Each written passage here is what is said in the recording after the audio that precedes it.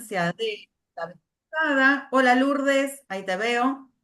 Lo que voy a hacer cuando utilice ofimática es cambiar las figuritas de ustedes para el otro costado porque terminé tapando todo lo que era ofimática con las fotos de ustedes. Así que bueno, bienvenidos a todos. Estamos en el curso entonces de asistentes de inteligencia artificial y derecho. Y de qué manera podemos utilizar la inteligencia artificial de manera segura. Allí se puede ver la presentación.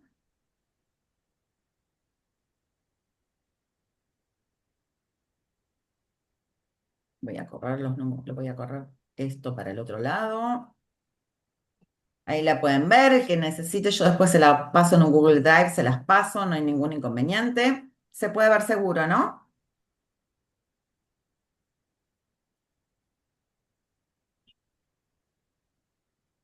No sé si Lourdes, ahí me puedes indicar si se ve. Sí, se ve. Sí, se Perfecto. ve perfecto. Bueno, muchísimas gracias. Bueno, hoy tenemos entonces inteligencia artificial, ofimática, asistentes y agentes de A y ética de la IA, ¿sí? ¿Qué vamos a ver hoy? ¿Sí? Vamos a ver una agenda de nivelación con los fundamentos de la IA, cuáles son los conceptos básicos, el prompting, las herramientas y las aplicaciones prácticas que tenemos. ¿Sí?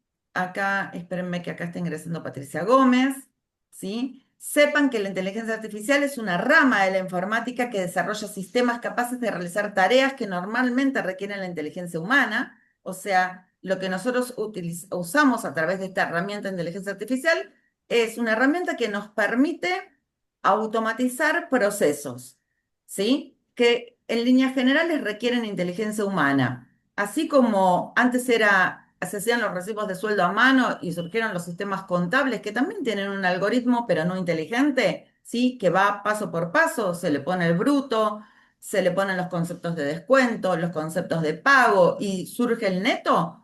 Bueno, esto es lo mismo. Es una receta de cocina con pasos. Cómo hacer un budín, primero utilizo los huevos, después le agrego manteca, luego le agrego la harina, con eso revuelvo y lo pongo en un horno. Son una serie de pasos. Y para hacer esas series de pasos, los ingenieros o los especialistas en sistemas tienen diferentes herramientas. Una de ellas es el Machine Learning, el Deep Learning es otro, y la última que está tan de moda es la inteligencia artificial generativa. Nosotros nos vamos a centrar en la inteligencia artificial generativa porque es la que nos está trayendo problemas y está trayendo problemas inclusive para abogados porque suele alucinar, porque está en la propia génesis de la inteligencia artificial generativa generar contenido. Entonces, si no lo encuentra, lo inventa, ¿sí? Eso sepámoslo. Y por eso que tenemos que tener cuidado. ¿Qué aplicaciones tenemos en la inteligencia artificial? Hoy va a ser como el descubrimiento de, digamos, de la electricidad. Nosotros con Liliana veníamos estudiando ya desde el 2022, inclusive mucho antes, pero están los motores de búsqueda, los asistentes virtuales. Ya había estos del 2022 y ya hablaban en el 2022 en España de asistentes virtuales, que en Argentina se pusieron de moda ahora en el 2025. En salud es impresionante, la predicción de datos es impresionante, todo lo que es administración pública. En administración pública, la inteligencia artificial ayuda muchísimo a la prevención de fraudes en licitaciones, en compras, la domótica, ¿sí? Todo lo que es automoción, ustedes conocen perfectamente lo que está pasando con las empresas de Elon Musk, con los autos, en ciberseguridad, en transporte, lucha contra la desinformación, ¿sí? Comida y agricultura, así que tiene millones y millones de aplicaciones y va a ser transversal a todas las actividades con cada uno de estos métodos, ¿no? Con el Machine Learning, con el Deep Learning y con la IA generativa, inclusive mucho más porque ahora se viene la inteligencia cuántica. ¿Qué aplicaciones tenemos en derecho? ¿Sí? En derecho tenemos la revisión legal automatizada. La IA puede analizar grandes volúmenes de datos, de contratos, de jurisprudencia. De hecho, hoy vamos a ver cómo le subimos a Notebook un montón de fallos y automáticamente en menos de 10 segundos, nos analiza los fallos, nos hace un resumen, nos da el argumento de la parte actora, el argumento de la parte que defiende, asesoramiento legal virtual, revisión de contratos, detección de fraude y delitos financieros, automatización de la investigación legal.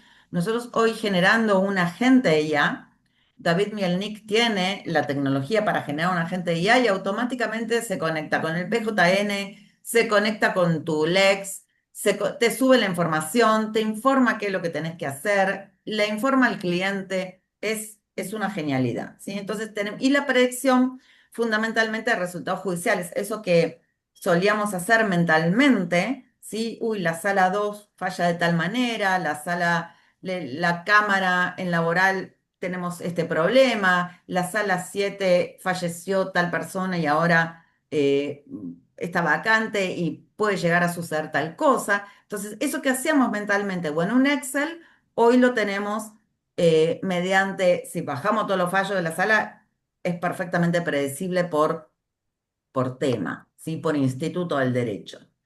Y las aplicaciones en medicina, yo en este caso lo dejé en medicina porque yo estoy en medicina trabajando, el diagnóstico médico asistido, la predicción de enfermedades, la personalización de cualquier tratamiento, la interpretación de imágenes médicas, que es lo que ya es tan conocido que en el 2018-2019 comenzaron muchos hospitales y muchas prepagas en Argentina a utilizarlo, con la predicción del cáncer de mama 6 años antes, el monitoreo de pacientes, descubrimiento de medicamentos, robótica, cuidado personalizado. De eso tenemos un montón. Y acá vamos a tener que acostumbrar que ya estamos en la cultura data driven, ¿sí? O data driven, o que la cultura van a ser el petróleo de hoy y del futuro son los datos.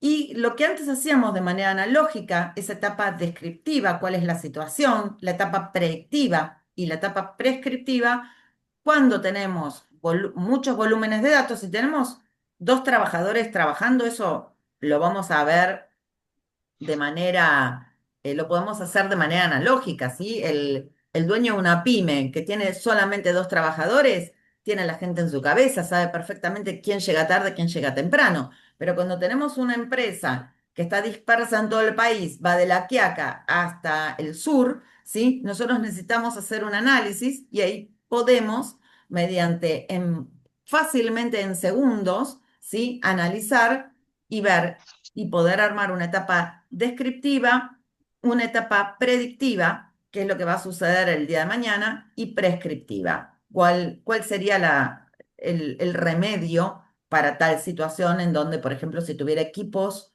de trabajo que están llegando permanentemente tarde, etcétera, ¿sí? Para cualquier situación de recursos humanos, para cualquier situación legal, es posible hoy analizar y efectuar estas etapas. Eso sepámoslo. Y acá ya adentrándonos un poquito más en lo que vamos a ver luego en la parte práctica, que es la que no va a quedar grabada, sepamos que hoy están muy de moda los asistentes y los agentes.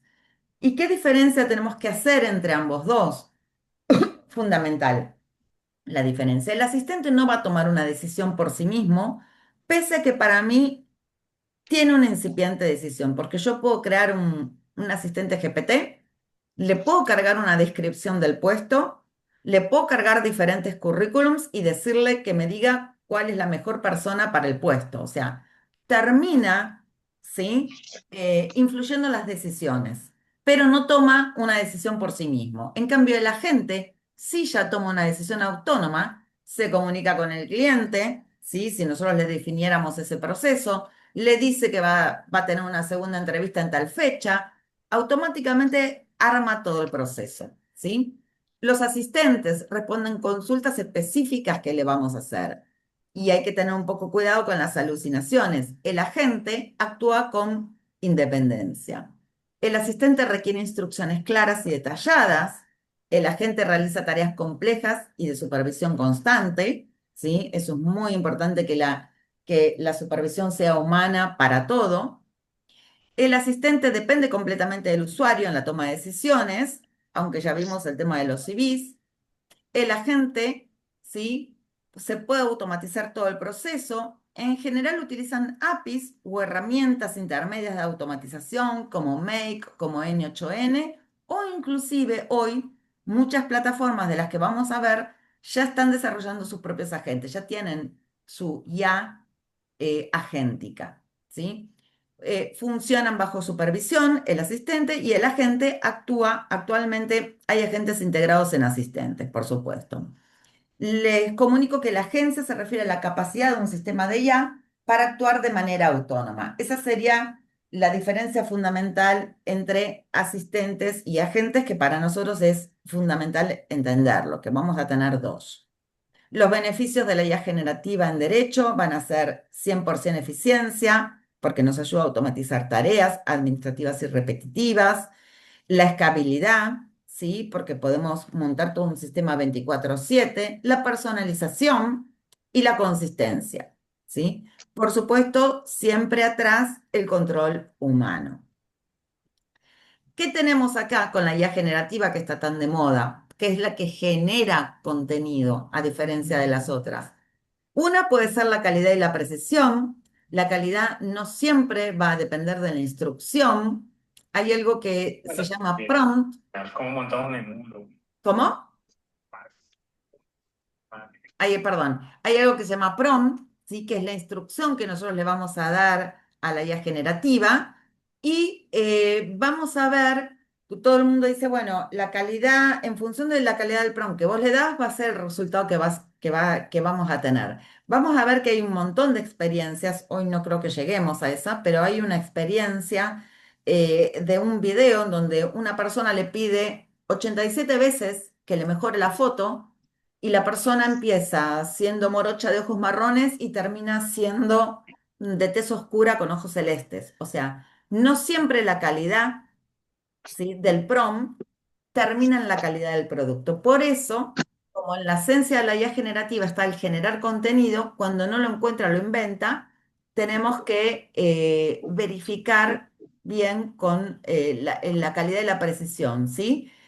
Para no caer en contenido incorrecto, inexacto o que sea completamente inventado. El uso ético, esto es fundamental, existe un riesgo ético significativo para el mal uso, para crear desinformación, contenido malicioso, manipular opinión pública, etcétera. Y después, la dependencia de los datos, ¿sí?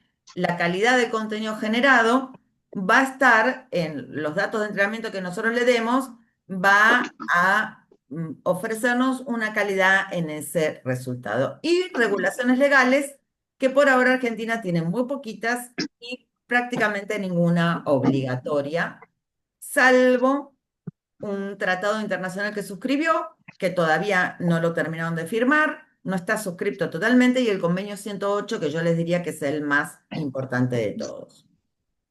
¿Qué es un PROM? Para aquellos que recién se están iniciando. Cuando nosotros nos comunicamos con inteligencia artificial, con la IA generativa, la clave va a estar en las instrucciones. Los prompts van a ser las instrucciones, ¿sí? Y el objetivo va a ser darle una indicación para que nos dé una respuesta correcta. ¿Estamos? Y los riesgos que vamos a tener que evitar aquí van a ser las alucinaciones, los sesgos, que van a ser las inclinaciones o los perjuicios, ¿sí? Que nosotros le vamos a dar en la propia instrucción, y la falta de explicabilidad, cuando tengamos respuestas de caja negra, donde no podemos ver la trazabilidad de la respuesta. Vamos a seguir acá.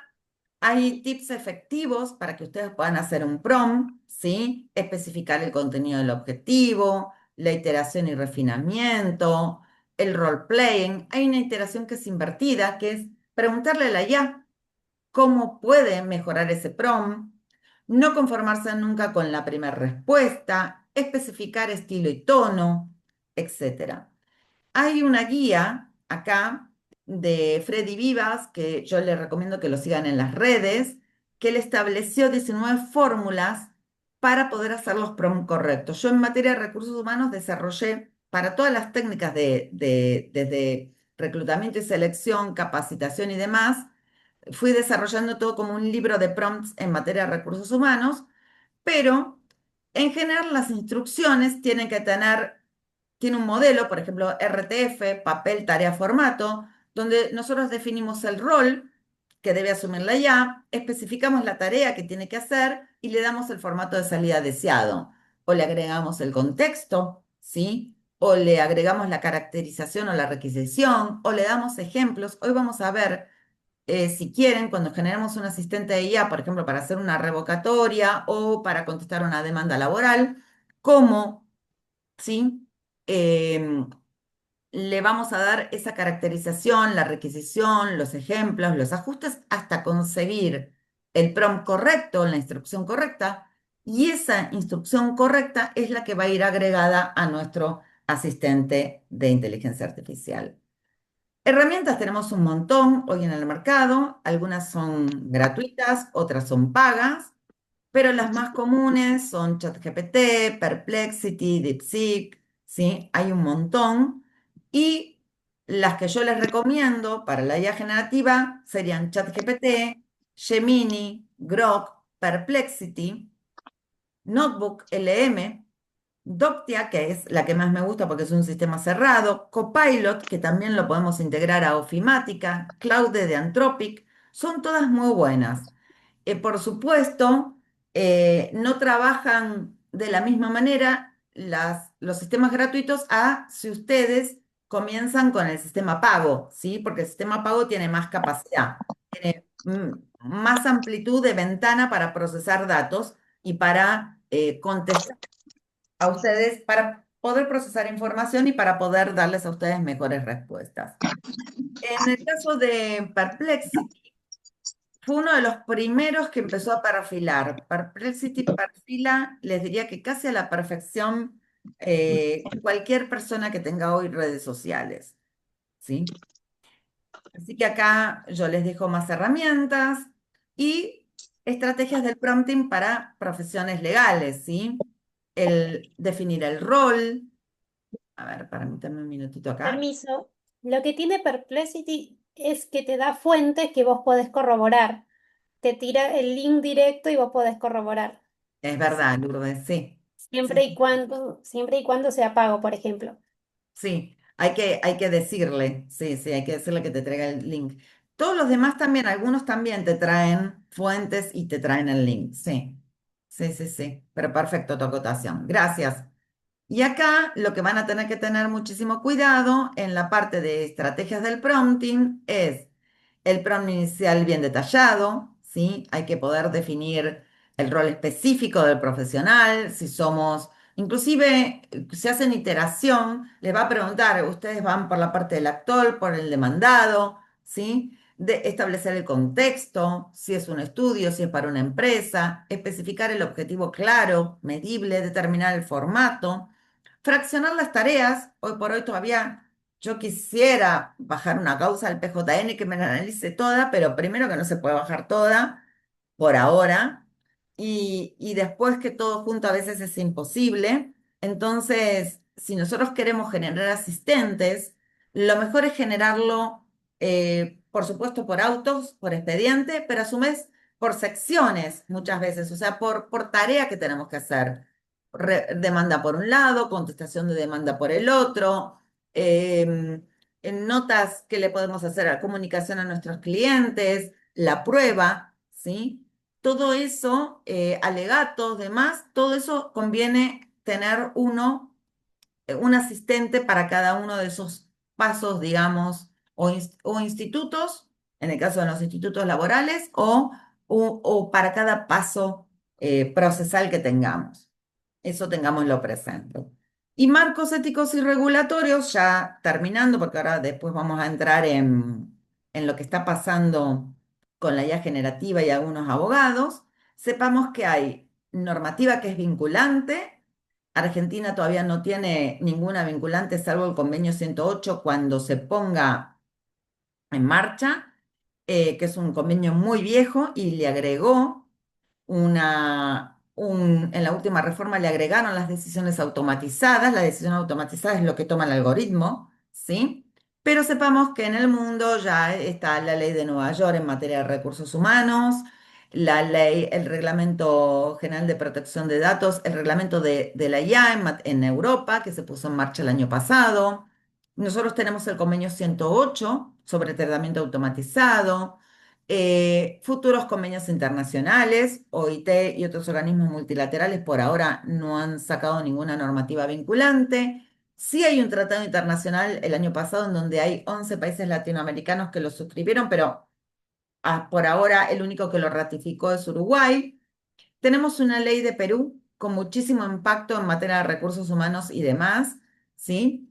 Y todas estas legislaciones lo que hacen es legislar fundamentalmente sobre los riesgos, tanto del proveedor del sistema como de quienes van a usar los sistemas. Y después tenemos lo que sería la soft law o voluntariedad, hasta por ahí nomás, tenemos toda la normativa de UNESCO, que yo les sugiero que lean, ¿sí? La recomendación sobre ética de la IA del 2021, que ya hablaba en ese momento, en el 2021, sobre agentes de inteligencia, sobre asistentes de inteligencia artificial y sobre las obligaciones de hacer las auditorías de algoritmos, por un lado, y las evaluaciones de impacto. Las evaluaciones de impacto son previo a sacar un sistema o a utilizar un sistema y la auditoría de algoritmos sería post. ¿Qué fue lo que hizo el algoritmo? Yo que me voy a dedicar a la auditoría o que estoy estudiando para poder dedicarme a la auditoría de algoritmos laborales, si hubiese un sistema en el mercado, por ahora en Argentina no hay ninguna legislación, pero si la tuviéramos, tal cual como sigue la legislación en todas partes del mundo, tendríamos que probar primero que el sistema no es sesgado, no es discriminatorio y demás, y después de producirse un hecho, vendría la auditoría del algoritmo laboral, ¿sí? En este caso. Así que sepamos que tenemos UNESCO, que establece principios, OCDE, que establece principios, normas ISO, hay más de 3 o 4 con estándares técnicos internacionales, hay más de 300 marcos legales regulatorios alrededor del mundo y ya tenemos las normativas de los colegios de abogados con principios que en realidad no son obligatorias, no son vinculantes, pero nos están diciendo, ojo, cuando utilizan inteligencia artificial, especialmente la generativa, son normativas de los colegios, tanto el Colegio de Capital Federal como del Colegio de Santa Fe y otros. Cuidado cuando utilicemos la IA generativa porque puede generar contenido incorrecto. Y después, la gobernanza internacional, organizacional, perdón, que toda organización debería tener, ¿sí? En cuanto a políticas internas de cada entidad. Eso sepámoslo que existe. Acá tenemos que tener un poco cuidado porque ya en Estados Unidos hace 2 años o un año y pico, un abogado fue sancionado por usar ChatGPT para contestar una demanda. Sepámoslo que estos son casos que están, que existen.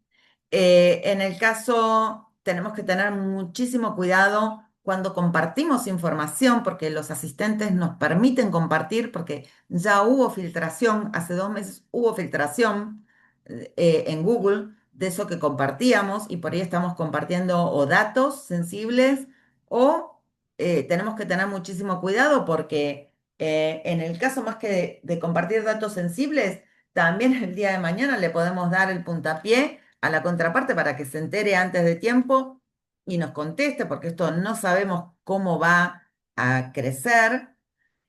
Tenemos el caso Vallejos con Instituto Cardiovascular de Rosario. Este es un caso que a mí no me gusta para nada y quiero investigar qué fue lo que pasó. Pero acá, en este caso, el propio tribunal termina cambiando un concepto que es antiquísimo, que viene de los romanos, que es el concepto de este, ¿cómo se llama? Ay, no me sale. El concepto de consentimiento informado en medicina, ¿sí? Y el propio juzgado de primera instancia le pregunta a ChatGPT, a Gemini y a Llama qué características y qué es un consentimiento informado en medicina y la Cámara ratifica el decisorio de primera instancia porque 3 proveedores de inteligencia artificial así se expresaron inequívocamente. Y hay que tener muchísimo cuidado ahí, porque si queremos saber qué es un consentimiento informado en medicina, primero que tenemos una ley. Luego preguntémosle a un médico, ¿sí? Que no se recibe de médico si no tiene esa parte legal aprobada. Y después que hay millones de tratados dedicados al consentimiento informado y a las diferentes situaciones, con discapacidad, incapacidad, mayor de edad, menor de edad. etcétera. Y acá se terminó cambiando el concepto, así que hay que tener muchísimo cuidado. Para mí eso no hay que permitirlo. Yo me imagino que esto lo habrán apelado, habrán recurrido, pero para mí esto no se puede permitir. Luego tenemos el caso de otra sentencia, la de, espérenme que la vamos a agrandar, así la pueden leer. Esto lo pueden buscar en las redes, si no me la piden que se las doy. La sentencia de Giacomino, ¿sí? En este caso, en la sentencia de Giacomino, el tribunal termina llamando la atención, ¿sí? Al abogado porque utilizó, ¿sí? Inteligencia artificial generativa, y esta inteligencia artificial generativa le había creado precedentes que no existían. Entonces, ahí hay que tener muchísimo cuidado. Un último caso de hace 2 días se publicó el 15/9 con el abogado, con el juez Cuadri en Morón. También, por supuesto, no le tuvieron en cuenta la presentación y lo que le salió mal la acción que hizo, y por supuesto recomendó, le respondieron que no lo iban a sancionar, pero que sí le recomendaban seguir las actuaciones de los colegios de abogados para que lo tenga presente y no la vuelva a utilizar. ¿Sí? Esto sepámoslo. Acá tienen las recomendaciones de la ética de la IA en la UNESCO, tiene principios fundamentales. Yo sugiero que busquen ese libro de la IA para empezar a leerlo. Los principios de la IA confiable de la OCDE son importantísimos. La normativa argentina, el marco regulatorio es por ahora poco, sí, pero tenemos nuestra ley de protección de datos del año 2000, que es muy importante, la creación de la de la agencia de datos de protección de datos. Recordemos que todo lo que nosotros le cargamos son datos, ¿sí? Argentina suscribe el convenio 108, que para mí es el más importante de todos. Después había estrategia, cada uno de los últimos 3 gobiernos tenía una estrategia de inteligencia artificial que no se ha podido llevar adelante de manera correcta. En el Congreso tenemos, acá dice 18 proyectos de IA, pero hay más de 42 proyectos distintos de IA, de inteligencia artificial, y cada corte, las cortes de San Juan, Río Negro, San Luis, ¿sí? Tucumán últimamente, ya están hablando o están sacando recomendaciones específicas sobre el uso de la inteligencia artificial. El marco regulatorio en Europa lo divide en riesgos: riesgo inaceptable, riesgo alto, riesgo limitado y riesgo mínimo. Sepamos que van a haber puntos relacionados a la inteligencia artificial que van a estar completamente, son inaceptables, ¿sí? Regulación estricta o alto riesgo, por supuesto, que requiere supervisión humana continua, evaluaciones obligatorias y auditorías. Por supuesto, todo lo que es recursos humanos y capital humano, relaciones laborales, todo está en alto riesgo. Así que sepamos lo que esto se viene a full, las evaluaciones de impacto y las auditorías de los algoritmos, para lo cual nos va a requerir que empecemos a desarrollar, que entendamos el idioma, ¿sí? De la informática, todo lo que es informática. Y los recursos para aquellos que quieran comenzar a estudiar, cómo comenzar, pueden dirigirse yo les recomiendo hacer el recorrido del DIALAB, del Laboratorio de Inteligencia Artificial de la UBA, que es con el que arrancamos en el 2020. Después están unas abogadas cordobesas con 12 tablas digital, que son buenísimos los cursos que tienen. Cualquier tipo de cursos que ustedes vean en materia de datos, de inteligencia artificial, de gobernanza, de ética de la IA, ¿sí? Están todos los cursos que está preparando David Mielnik, ¿sí? En materia de inteligencia de IA y programación legal. IT Masters con Maxi Firman, pero ahí ya se tienen que meter a programar.